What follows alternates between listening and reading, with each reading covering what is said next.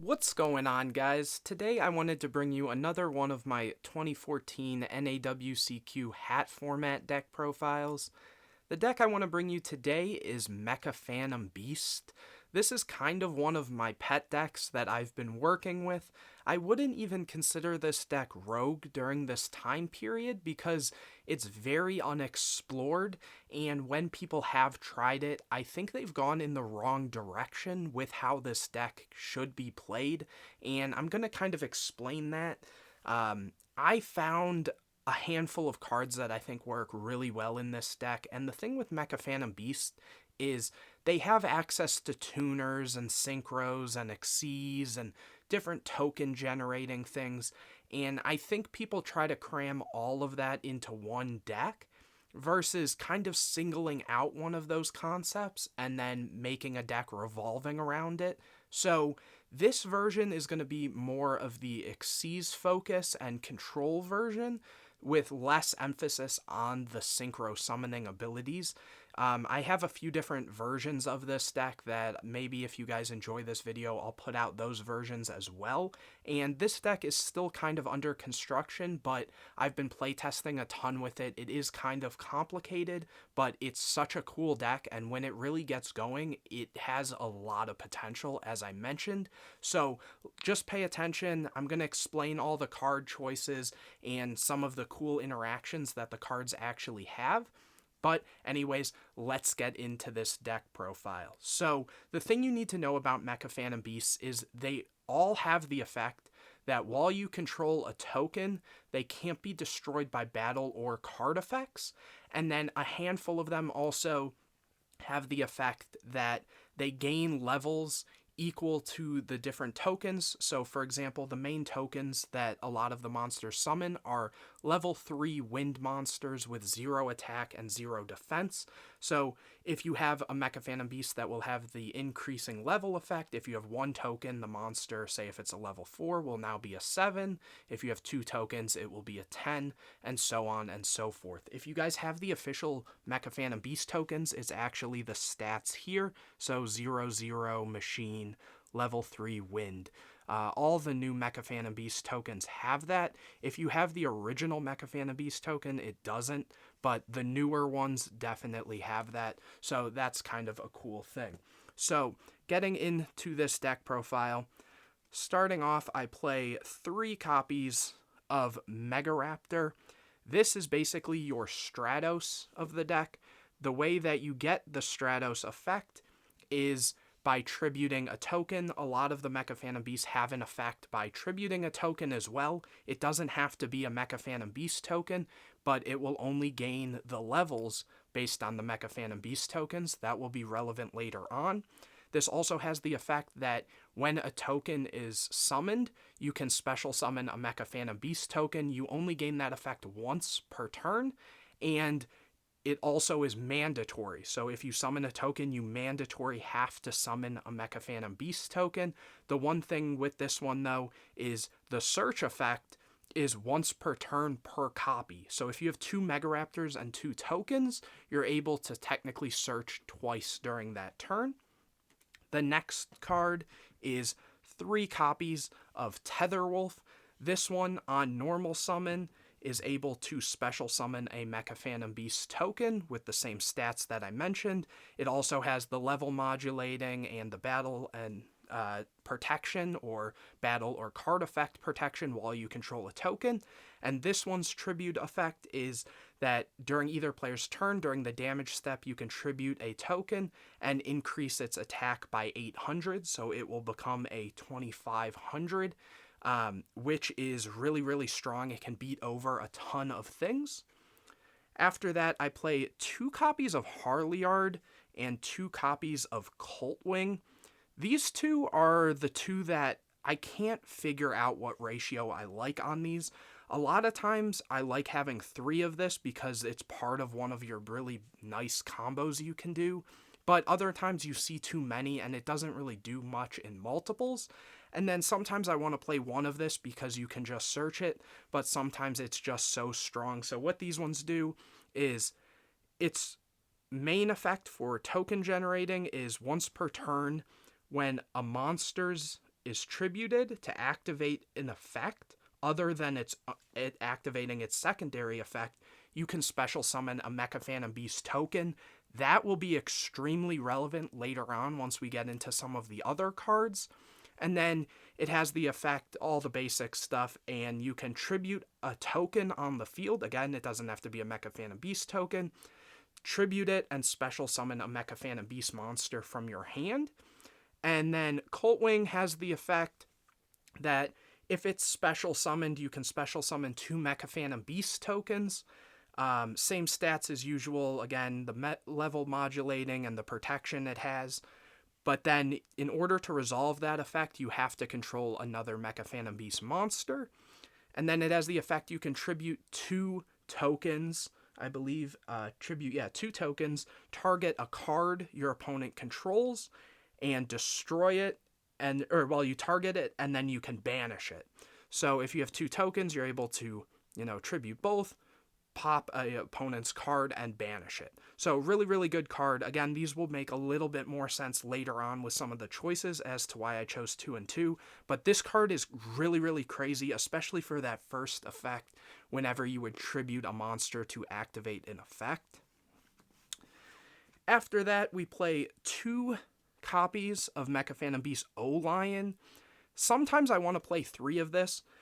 This is the one tuner you play. The thing with this one does not have the level modulating based on tokens, but it does have the protection while you control a token.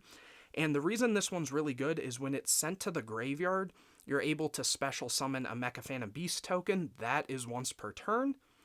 And then the other part of the effect is you can banish it, and then immediately after normal summon a Mecha Phantom Beast monster from your hand. That effect, the grave effect, is not once per turn.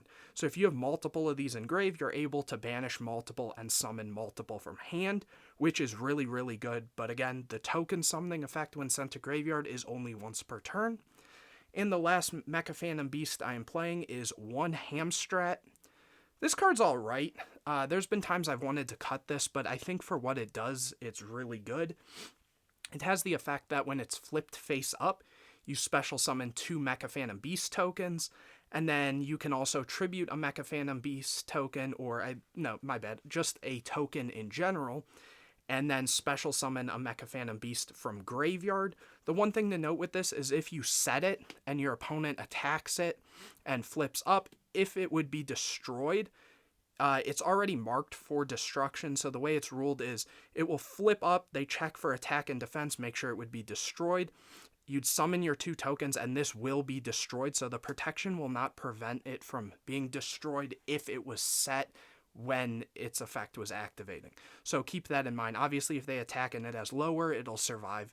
But in general, interesting card. That's one I would potentially change. After that, 3 copies of Scrap Recycler. This card is actually just absurd. When it's normal or special summon, you can send a machine monster from your deck to the graveyard.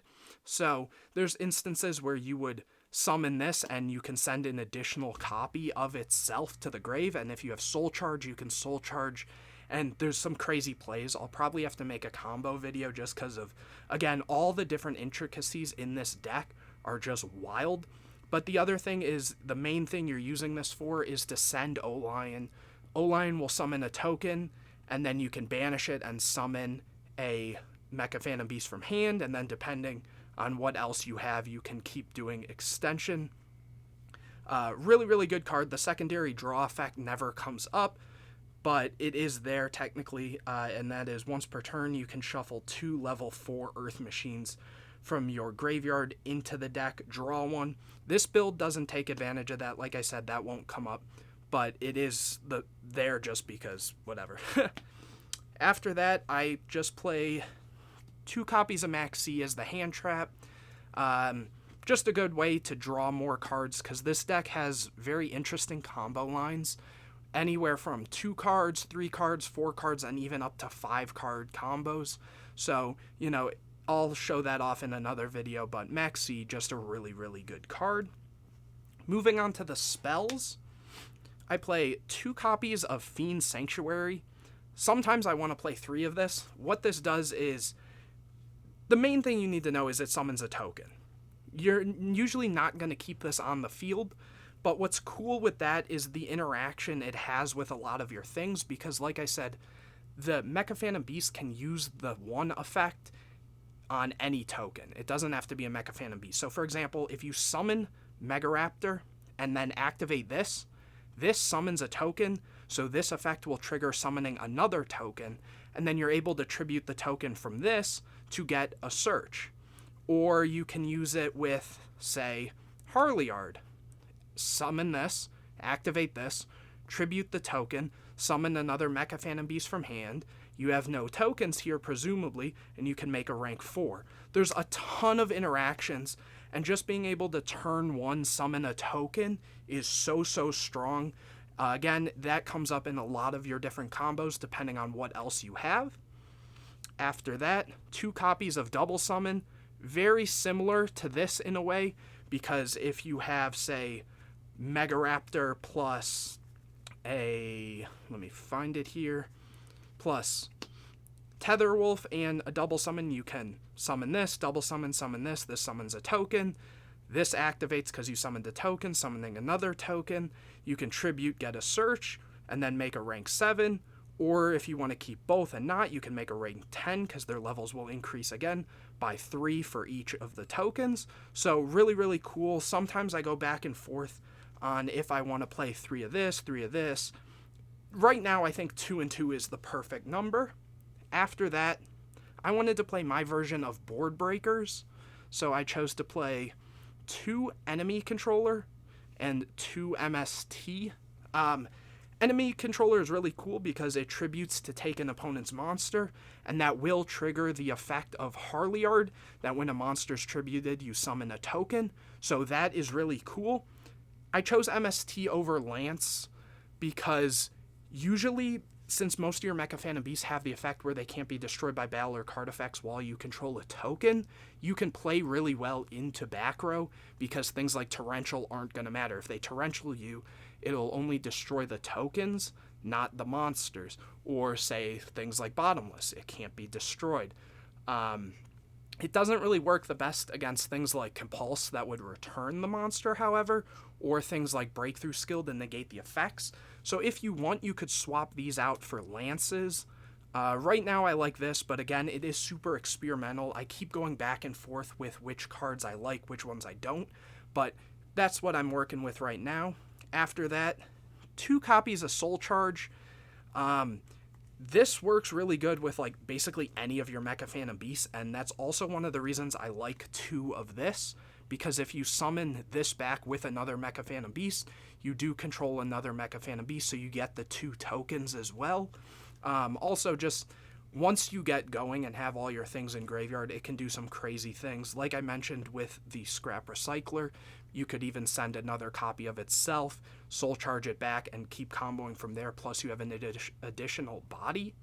The last 2 spells, 1 Dark Hole, really cool, similar to that Torrential thing I just said. If you have a whole setup board, you can Dark Hole, destroy your opponent's cards and your tokens, and your monsters will stay. And 1 Foolish to send combo pieces or send your O-Lion in order to get a token and additional summon if need be. Moving on to the traps, 2 copies of Aerial Recharge. I don't know how I feel about this card. What it does is once per turn, special summon a Mecha Phantom Beast token with the regular Mecha Phantom Beast stats, and then during each player's end phase, tribute a token or Mecha Phantom Beast monster or send this card to the graveyard. So it can summon a token during either player's turn, but it also has to get rid of a token during each player's turn. And the thing with this is maintenance cost, so this is one of the few tribute cards that will not work with the Harliard because it's maintenance versus for an effect. It's just a weird ruling. I've had some people try to say it's not ruled like that, but from online simulators, which aren't always right, and from some of the judges I've talked to, that is how that works. So sometimes I want to play 3 of this, sometimes I want to play 1, sometimes I don't want to play it at all. Lately, 2 has been really solid.